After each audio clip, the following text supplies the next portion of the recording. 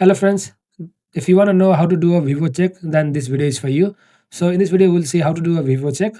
So without any delay, let's get started. So first go to the Google and type for a Vivo check on the top. Then go to the second one, Vivo check one. And once you click here, you will come up here. Then choose the required one. So I'll just go for the passport.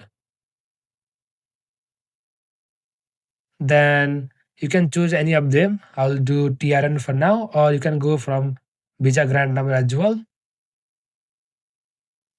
Then enter the following details: your date of birth,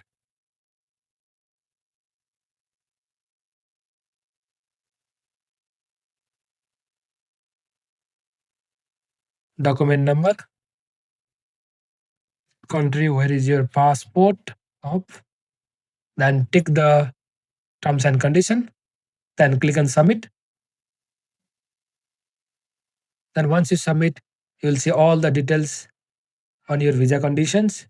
For example, grant date, expiry date, status, and how many times you can come inside and outside of Australia, all the visa conditions that you have to meet. And also you can view as a PDF or send on your email. So that's it for now. I'll see you in another video. Thank you.